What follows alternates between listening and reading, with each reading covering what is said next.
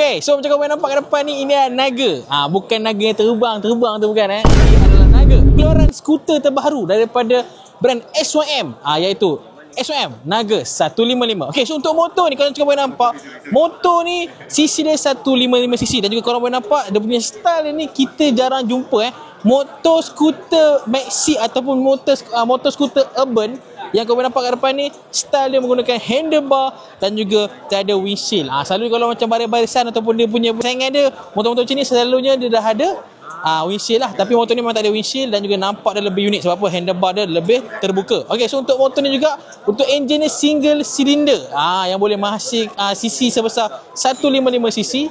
Dan juga dia punya horsepower dia sebesar 14 horsepower dan juga 13 Newton meter torque. So untuk motor skuter urban nak digunakan untuk area-area pekan atau area-area bandar, memang sangat-sangatlah selesa dan juga padu. So, korang boleh nampak motor ni juga untuk bahagian kompartmen dia, tank walaupun kat tengah-tengah ni kan clear, kaki korang boleh lintas macam ni kan, nampak ni.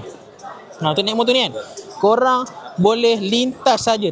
Sebab apa? Kat tengah-tengah ni tak ada bonggol tank. Sebab apa? Tank dia bukan kat bawah seat, tank dia bukan kat lantai, tapi tank dia dekat tepi ni. Tank dia dekat tepi ni, okey? Tank dekat tepi ni. Dan juga motor ni pun sama juga, dia pakai keyless dan juga ada USB C dan juga USB A . Meter dia meter digital. Dan juga untuk motor ni juga, korang kalau perasan, motor ni menggunakan single arm, okey? Motor ni menggunakan single arm dan juga mono dia jenis mono baring. So memang padulah, single cylinder, mono baring, single arm, apa lagi korang nak. Okey, memang smart lah motor ni. Okey, so untuk motor ni, untuk motor yang spek yang menarik macam ni, harga dia hanya RM8,888. Memang berbalik untuk sebuah skuter urban yang korang boleh pakai untuk daily ataupun untuk travel. Sebab apa? Memang sangat-sangat berbalik. Kalau korang minat macam biasa, korang boleh isi back video kat bawah ataupun boleh walk in kedai kami, Comfort Motor Ipoh Perak. Okay, kita gerak dulu. Assalamualaikum.